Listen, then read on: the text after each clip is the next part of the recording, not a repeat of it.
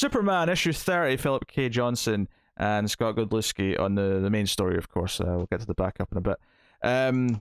So this effectively was kind of a fresh start again in a way. Obviously, thematically, it's still relevant what happened in the last issue, but because they did that little two-parter between the two books, this month's the first issue of the Superman arc, first issue of the action arc.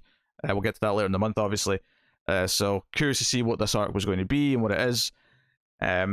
And interesting some ideas in here. At least I'm assuming this is all new stuff. I don't know if this is actually calling back to some old story. I don't think it is, but I mean, if people tell me it is, I'll listen to you, I suppose. Yeah, it feels new though, because this feels from what I've heard about Johnson and his his fantasy stuff. So this is kind of very much laying fantasy over space stuff, alien. Given the whole King Arthur issue, it shouldn't be too surprising. Yeah. No. Yes, by far his worst issue of anything Superman so far, yes. That's patently not true, but okay. He has not had a bad, so if you're talking about, it's like a 9 when the rest are 10s, then sure. But, they've all been good. Matt's scale's just broken. This is the broken. It is, because it's pointless, Yes. So Superman is in deep trouble, the first page, and he's basically saying, in his narration, he's like, I'm leaving this journal for Lois and John to read, and he describes the start of this story that led him here. And we never come back to like him present day as he's like thinking this in this issue, so that's something to come later on. And we get a happy kind of moment between Clark, Lois, and John. They're playing mini golf, and Lois is complaining that they're both too good, which I also kind of just read as she's not very good at it and is looking for excuses. But it's all this, but Clark hears like a message, like a voice that's being broadcast through space, and he's very concerned, and John flies off with him. And there's a couple of nice moments here, like Clark in his narration saying, I held, we can't talk in space because it's a vacuum, so I just kind of held back so I could watch John fly in front of me, and just sort of, bask in the glory of my baby boy, and just how, super he is. I do love that Johnson's taking time to give the, parent aspect of Clark, which is something that we did miss out on with Bendis, So, not even the parental, but more of the family aspect too, which is nice. Was that in part because he relatively immediately kind of separated John, so that there wasn't any room to explore that stuff? Yeah, and even the Lois and Clark stuff was, them teaming up because Leviathan. There wasn't any of these small, quiet moments with them, really. The only one I can really think of was right after everything, right? Or it was the issue where they talk about the girl that creates the music, and Clark can always hear it. There was that. There was definitely other stuff. Admittedly, a couple of the moments I'm thinking of might have been from the Lois Lane book, but that was so ingrained in everything that was going on that it didn't feel like it was. It didn't feel like it was missing overall in Superman, because at least one of the books was having moments like that. Right, but I'm talking in the pages of Superman itself. Like Bendis clearly had a story he was going through, like this big, sprawling thing. Whereas I feel like Johnson's just taking time. That these might even be smaller stories. Like I don't see this being like a 6-issue arc. I don't know. I could be wrong, but it just feels 15 issues later. We're still on this arc, and Matt was wrong all along. I was feeling the SpongeBob gif. 4 hours later. Yes. I don't actually know that GIF, but I got the context. Yeah. You need to up your GIF game. Apparently. What I heard was Ron Howard going, "It wasn't." Yeah. That's what I get from that moment. Sure. They're about the same. Yeah. So they go to this planet where Superman was once upon a time, Thakram, and talks about how him and 2 of the native aliens here, they defeated this giant dead alien, fell out of the sky, but it had this like parasite in it that it kind of operated like a black hole almost. It was absorbing things, and they worked together to defeat it. and tells the story how one was the leader of the people, or at least became the leader after they helped stop all this, and then the other alien was like the inventor, the genius who kind of came up with the device that sort of helped tackle the thing. Forgive me if I'm not remembering names here because it's all new alien. Yeah, names. we have Quarath O'Danum. That was the leader. Yeah. Yeah, and then Falder Pornum. And that's the inventor / scientist. Yeah. It's very John Carter of Mars, which I 100% appreciate. Not that I'm well versed in that, but just the idea of Superman going to this alien planet where there's this whole civilization, and he helps them. He doesn't become their sole guardian in the way like Adam Strange did with Rand, but he teamed up with the locals to help take out this beast, and it gives it a very old school sci-fi, kind of vibe to the story. Whoever does an Adam Strange story next should really call it Adam Strange of Ran, just for the reference that you made me think of there. I'm surprised that hasn't been done already, to be honest. Yeah.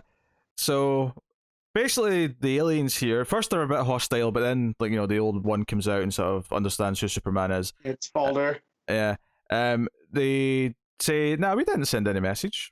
No, there's nothing. The fact the alien you said sent you a message is dead." So this is bit of a mystery going on. This is a bit odd, very bit odd. And they agree to leave, but Superman's actually still very suspicious because something came from somewhere. So he at least wants to go check the corpse of the big alien to make sure it didn't leave. It's still in the place they left it, disposed of it, and it's still there. But they find the communicator that sent the message is there. It's very suspicious, and I actually, until I read the rest of the issue, I thought what it was setting up here is that this alien planet wanted to trap Superman, and this was all a trap to lure him in. But then it kind of reveals a bit more to this, where this parasite or the dead alien has taken over one of the aliens, or maybe he's taken over multiple of the aliens and is spreading between them, body snatcher style. Because we see the old alien be attacked, and sort of the final page is kind of the black shadowy or goo or whatever it is coming from the eye, and I think it's spreading because it's in both of them at the end. That's a fair point. But you're right that it's very much body snatchers, because Clark is kind of like Falder, he's a little bit off, but that comes with age. I haven't seen them in a very long time. Maybe people change. Whatever. So yeah, from that point, he feels something's off, and then he even says because of their language, different things have different meanings, and you have to really look into the context. So that sets up at the end that where he said it's not the end, Quarath O'Danum, what he actually meant was it's not dead. So the job wasn't done, but Clark left. So who knows how long this has been, rotting in this planet in Thakram. Yeah, it's super interesting. Yep. I think it's a real nice little mystery, kind of wrapped up in, I say, these older sci-fi or fantasy-esque kind of setting. Yeah. It's got an interesting kind of light tone to it, while still kind of tackling, a relatively serious subject. Parts that stood out to me is when Falder, he kind of, not that he talks down to Superman, but at one point he refers to him as my weakling little brother. And which plays in again because Clark tells John they have kind of weird assumptions about family, their family are more rivalries than anything. Yeah, not even just assumptions, but just the way they feel for each other. They don't feel affection and love and tenderness and pride. They feel. I mean, it doesn't quite say hostility, but the idea is everything's a competition. Everything's. Yeah, how can he help me get what I need? Yeah. So then when you see that, and he's calling him his weakling little brother, you're like, oh, okay, this guy's a little bit different. And then at the end, you're like, oh, that's why he's a little bit different, because he's a host of some kind. There's a part where the dead king, I'm gonna call him King's son, is talking, and he mentions, his father's old servants, and John tries to question it, but Clark just brushes straight over it.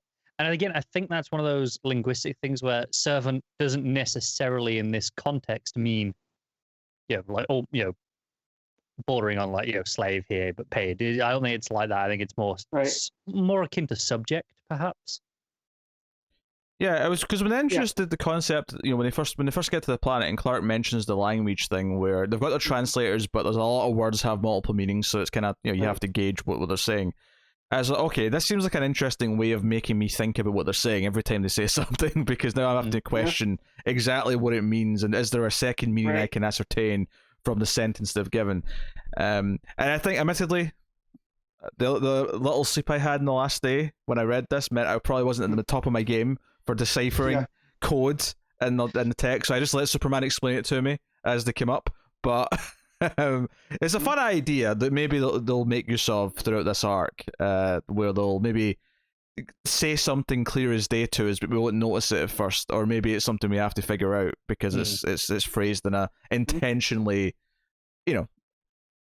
misleading way. But they've set up the rules here that a lot of words just flat out mean multiple things.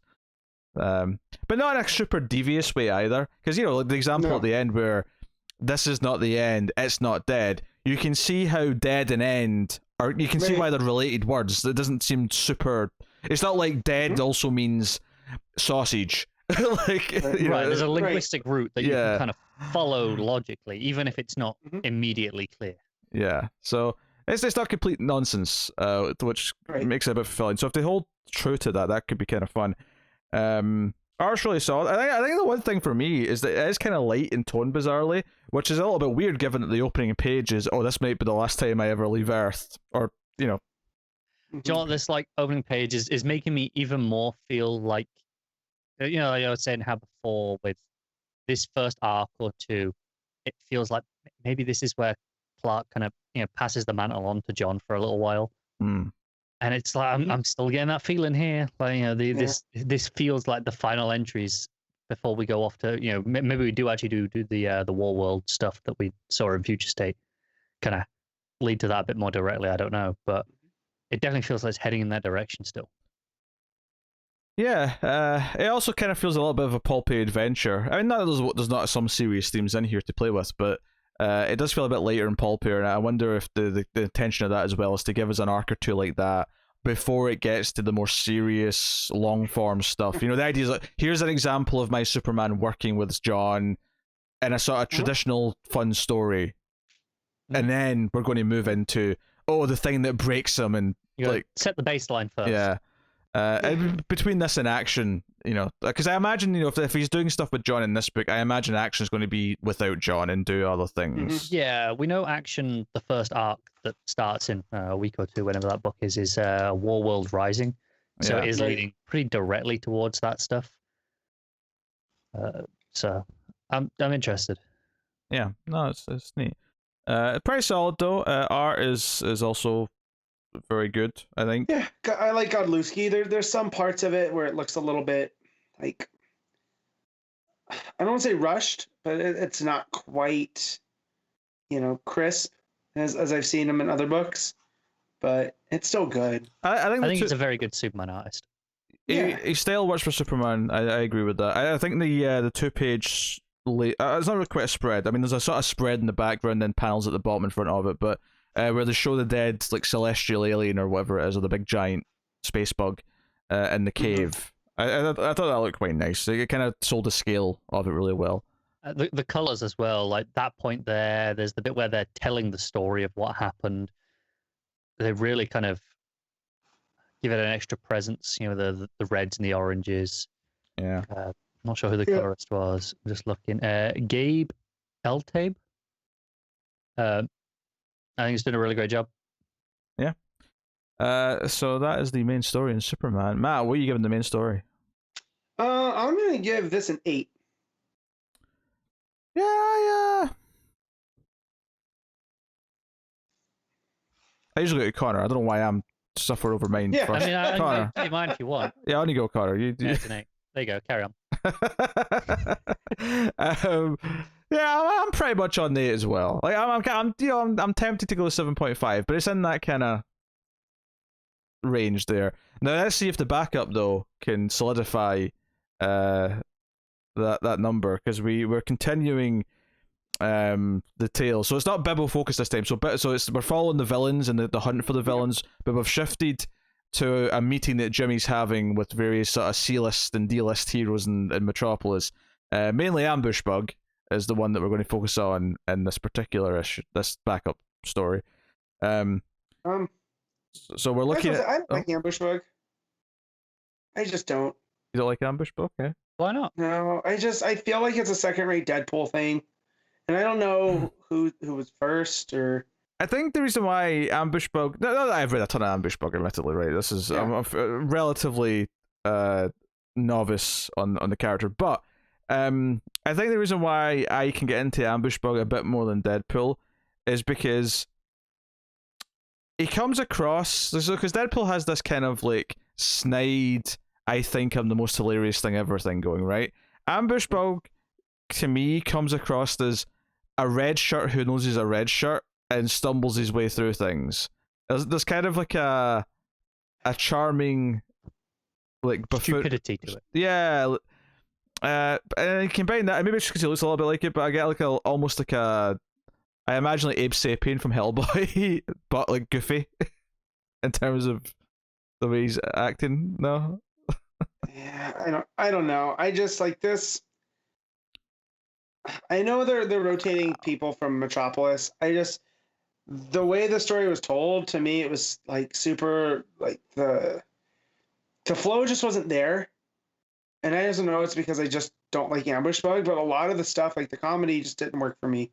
Like I feel in the hands of another like because as I just look up who created Ambush Bug, and it was Keith Geffen was one of the creators. I think in the hands of like Geffen and then like I can't believe it's not the Justice League type people. I think it works a little bit better. And I've liked Sean Lewis so far in Metropolis. This one it didn't. I'm going to be honest here. It sounds like Matt's just upset that it's not a Bibble Part 2 story. He's disappointed. No, because it could have been Guardian. It could have been. I'm not a fan of Ambush Bug. Like anytime, I think really the only time I've enjoyed Ambush Bug was in Flashpoint when he popped up in one of the books and was like completely self-aware of how messed up everything was. So. Well. Yeah. Anywho, the villains that we're following here are Deadstream, who's the water, based one, and then Projectress, who I don't know if we ever got that name for her last time, but it makes sense given what she could do. It's not a stretch. Basically, Deadstream is in Ambush Bug's coffee at this meeting, and Ambush Bug starts freaking out because he's like saying man in throat, which I thought was kind of amusing, to be honest. And everyone else is like, oh my god, this is why we don't invite Ambush Bug. We took him off the texting group. Come on. You're not wrong. Yeah. So Ambush Bug teleports to a desert planet where there's no water, which completely takes care of Deadstream because he's got no power where there's no water. And he demands to know where Projectress is, and then he teleports back. However, Projectress, of course, as Ambush Bug was born at the start of the story, she can make people see their fantasies, right? Obviously, in Bibble's case, it was the beautiful woman and all that rest of it.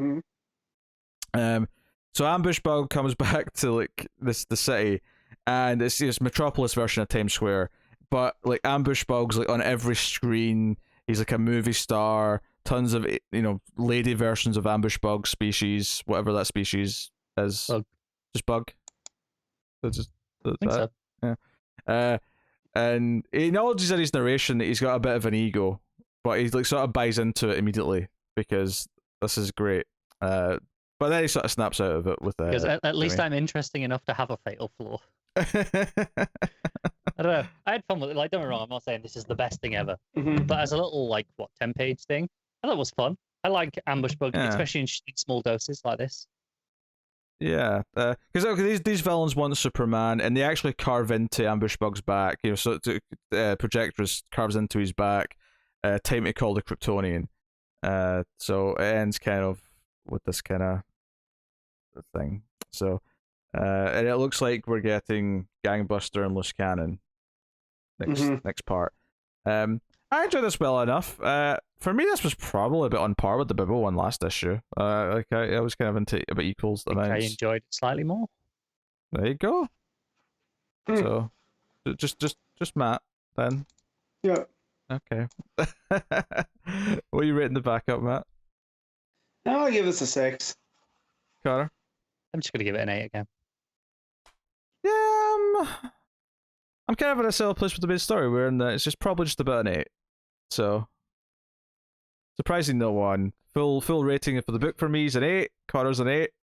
Because, and you can try and shock us, I suppose, but if you try and twist and turn it after you give both stories an 8, then it's anything but an 8. Well, maybe it's more than the sum of its parts. It's an 8.5. It's not, but it could have been. I went on a hunch. I'm still going to give it an 8 because, you know, I really enjoyed that Superman story. So, you know. Yeah, and luckily the ambush book story was there to, like, drag it up into a decent score. Sure.